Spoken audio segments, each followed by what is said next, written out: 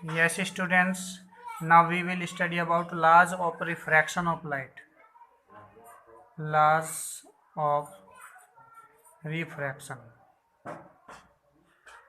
Refraction of light. Laws of refraction. Refraction के लाज देखिए, laws of reflection you have to study, all right. Now देखिए, laws of reflection 2 होते हैं और laws of refraction ये भी 2 होते हैं. There are 2 laws. ये भी 2 laws हैं. फर्स्ट क्या है, देखिए इसके लिए आपके पास एक डायग्राम होता है. ये आपकी ग्लास है और ये बाहर आपका एयर. ये इंसिडेंट रे ऐसे आती है और ये आपका सीधा क्या है, नॉर्मल. ओके स्टूडेंट, अब जब एयर से ग्लास में जाता है तो मीडियम चेंज होने की वजह से ये थोड़ा बेंड टुवर्ड्स नॉर्मल, सीधी ना जा करके ये थोड़ा इधर झुक जाती है. ओके स्टूडेंट्स, नाउ ये आपका एंगल आई है और ये आपका एंगल आर. ओके, ये आपका ओ पॉइंट है. Now students, law, first law, according to the first law, according to the first law, first law के अकॉर्डिंग देखिए क्या है, द इंसिडेंट रे जो उसमें था सेम है. The incident ray, the refracted ray, incident ray, refracted ray and the normal, ये normal at the point of incidence, यहाँ पर ओ पर, all lie in the same plane. Yes, incident ray, refracted ray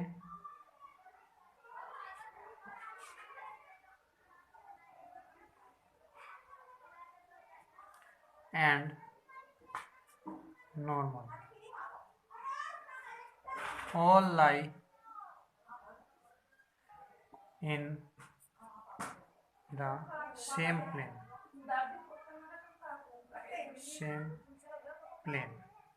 ये सभी same plane में लाई करते हैं. Okay student, second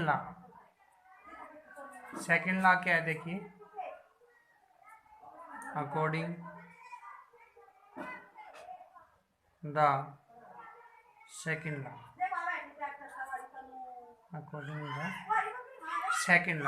law के अकॉर्डिंग देखिए क्या होता है,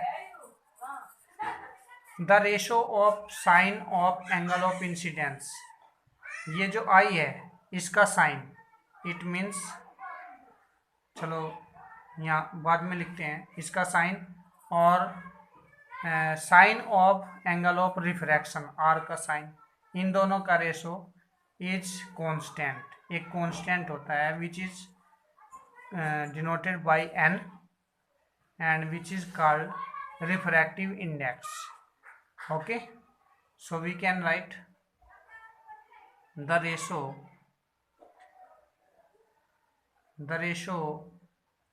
of sine of angle of incidence and angle of refraction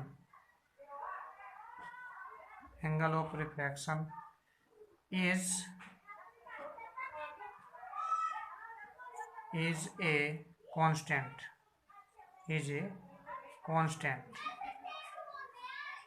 Okay students, ये constant होता है. So we can write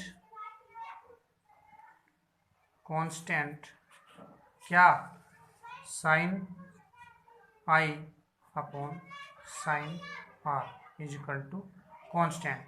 देखिए ये जो है, sine I upon sine R is equal to constant, यही आपका सेकेंड लॉ ऑफ रिफ्रैक्शन है, which can be write sine I upon sine R is equal to n. ये एन क्या है स्टूडेंट्स?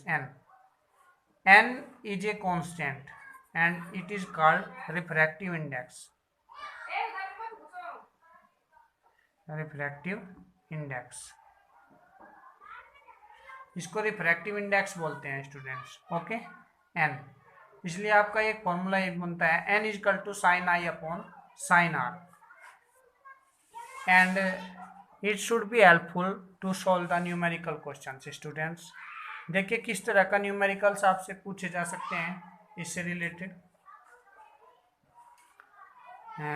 लाइक आपसे जो है इस टाइप से क्वेश्चन पूछे जा सकते हैं। A beam of light passes from air into substance, कोई सब्सटेंस है उससे कोई लाइट पास होती है और एंगल ऑफ इंसिडेंस उसमें आपका एंगल ऑफ इंसिडेंस,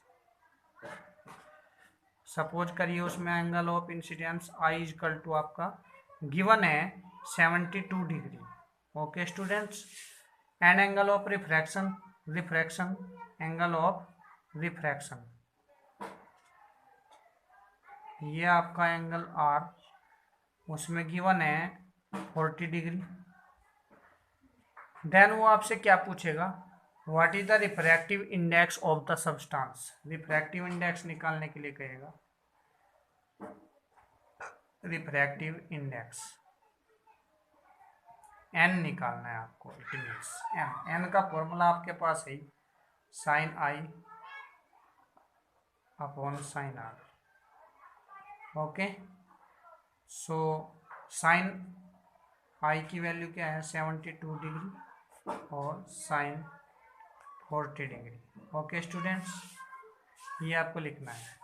अब साइन 72 और साइन 40 डिग्री की जो वैल्यूज है वो क्वेश्चन में आपको देगा, ठीक है। N is equal to sine 72 degree की वैल्यू वो आपको देगा 0.951। ओके स्टूडेंट्स, और साइन 40 डिग्री की वैल्यू भी वो आपको क्वेश्चन में ही देगा, ये वैल्यूज गिवन होती है जिसका आपको नहीं पता है 0.642। ओके, पॉइंट से पॉइंट हट जाएगा, जब आप 951 को 642 से डिवाइड करेंगे तो आपका आंसर 1.42 समथिंग आ जाएगा, नियर अबाउट 1.42। ओके स्टूडेंट्स, तो in this way you can find the refractive index of any question. Dear students, अभी आपने रिफ्रैक्टिव इंडेक्स के बारे में स्टडी किया है, refractive index, and the refractive index has two types, relative refractive index and absolute refractive index. Okay, ये जो आपका रिफ्रैक्टिव इंडेक्स होता है, रिफ्रैक्टिव इंडेक्स, इसके टू टाइप्स होते हैं, आपका रिलेटिव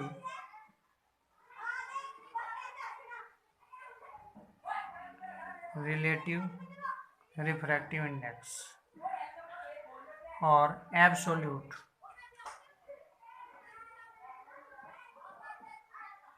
रिफ्रैक्टिव इंडेक्स।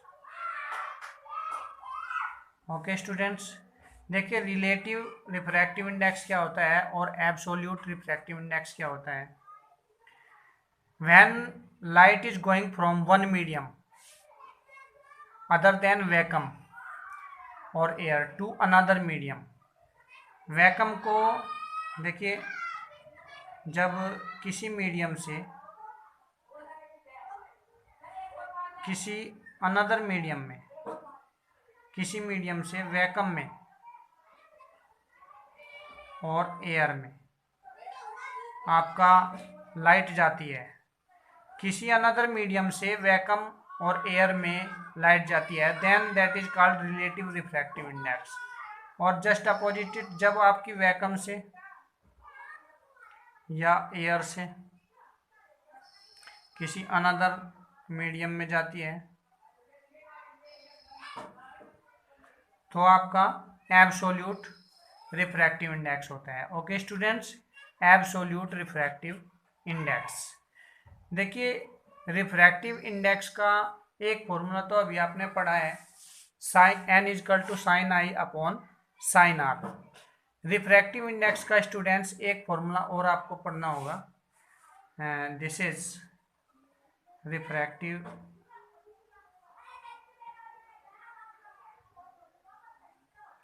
इंडेक्स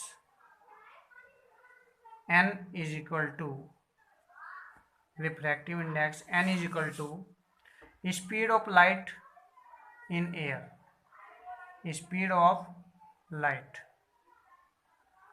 इन एयर। ये एयर के प्लेस पर वैक्यूम भी हो सकता है students, upon speed of light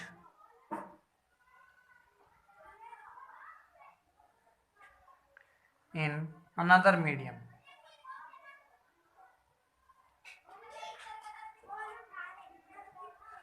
okay students, देखिए ये जो फॉर्मूला बना है ये रिलेटिव रिफ्रैक्टिव इंडेक्स और एब्सोल्यूट रिफ्रैक्टिव इंडेक्स के वैल्यू से ही बना है, क्योंकि ये आपका जो है एयर में है या वैक्यूम इसके प्लेस पर आ सकता है, और ये अनदर मीडियम में है। देखिए इसकी भी नीड आपको हो सकती है इस फॉर्मूले की। इससे रिलेटेड किस टाइप का क्वेश्चन आपको दिया जा सकता है?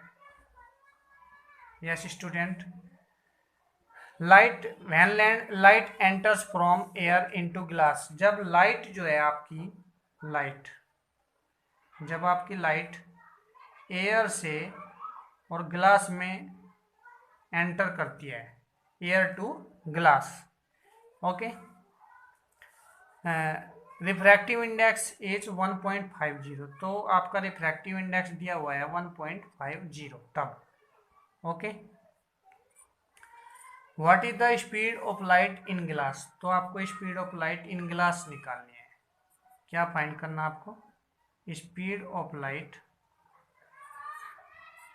Speed of light in glass. Glass में स्पीड ऑफ लाइट आपको फाइंड करनी है। देखिए एन का फॉर्मूला आप लगाएंगे, स्पीड ऑफ लाइट ऊपर एयर का आएगा, इन एयर फॉर्मूले में, और speed of light in glass.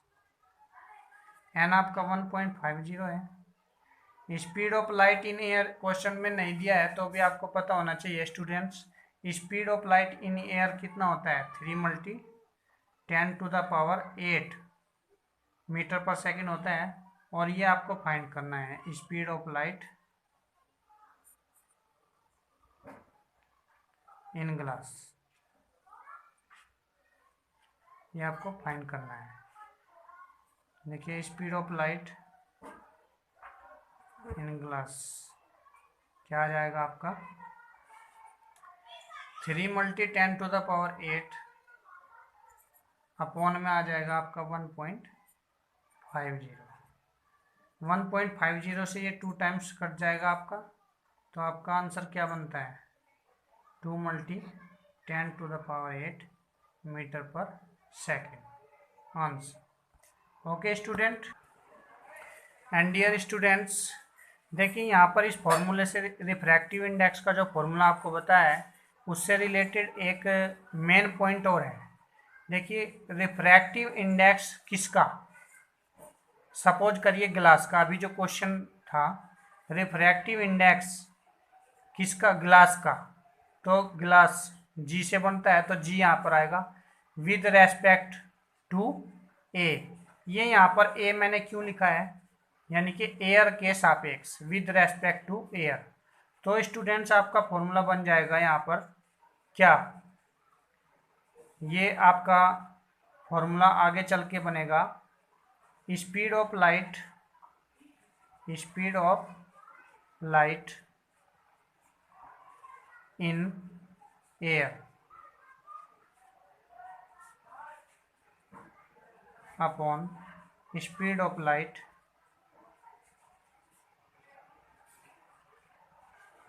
In glass. Okay, देखिए अगर आपको इनको चेंज करना है, ए को यहाँ लाना है, जी को यहाँ, अगर आपको ये चेंज करना है GNA, तो आपका ये फॉर्मूला बन जाएगा 1/ANG। जो पहले था उसको उल्टा करने पड़ेगा। इट मीन्स ये आपका ऊपर चला जाएगा और ऊपर वाला नीचे आ जाएगा। Okay student, so pay attention on this formula. Like आगे वाटर एयर से वाटर में भी जाता है, तो वो भी फॉर्मूले आपके आएंगे। Okay students, after that students we have to study about mirror, वो सॉरी लेंस। देखिए मिरर के बारे में तो आप लोगों ने प्रीवियस चैप्टर में स्टडी किया ही है। अब आप स्टडी करेंगे लेंसेज। लेंसेज के बारे में स्टडी करेंगे students. Lenses are two types. ये लेंस भी आपके टू टाइप्स के होते हैं स्टूडेंट्स। एक तो आपका सिंपल लेंस होता है। सिंपल लेंस में आपका क्या आता है, जिसके आप आर पार अगर देखते हैं तो सेम साइज की वो ऑब्जेक्ट आपको दिखाई देता है, ना वो छोटा दिखाई देता है ना बड़ा। और एक होता है आपका spherical. Spherical lens. Okay students, देखिए spherical lens are two types. ये भी टू टाइप्स के होते हैं आपके। एक तो कॉन्वेक्स लेंस और एक concave lens. Okay students, convex lens का जो पिक्चर है वो आपको किस तरह से बनाना है, ये आपका कॉन्वेक्स लेंस होगा और ये आपका कॉनकेव लेंस। ओके स्टूडेंट्स, इस तरह से ये देखिए बीच में से मोटा होता है और ये बीच में से पतला। ओके स्टूडेंट्स, ये टू टाइप्स के स्फेरिकल लेंसेज होते हैं। देखिए students, a convex lens is also called converging lens. Converging lens, इसको कन्वर्जिंग लेंस भी बोलते हैं स्टूडेंट्स। और ये डाइवर्जिंग लेंस। वो क्यों? क्योंकि जब इसमें इंसिडेंट रेज आती है तो ये रेज को कन्वर्ज करता है एक जगह एक पॉइंट पर, और जब इसमें रेज आती है तो ये उसको फैलाता है, डाइवर्ज करता है। ओके स्टूडेंट्स, ये इसलिए इसको कन्वर्जिंग और इसको डाइवर्जिंग लेंस बोलते हैं। Okay, yes students, in next class we will study about rules for obtaining image by convex lens. Okay students, देखिए जिस तरह से आपने मिरर में स्टडी किया था रूल्स फॉर ऑब्टेनिंग इमेज अलग अलग मिरर से, ऐसे ही आपको लेंसेज की भी कुछ ट्रांसफॉर्मेशंस हैं और इनसे इमेज किस तरह से ऑब्टेन करते हैं उनके रूल्स हैं, वो आप नेक्स्ट क्लास में स्टडी करेंगे। Okay students, that's all.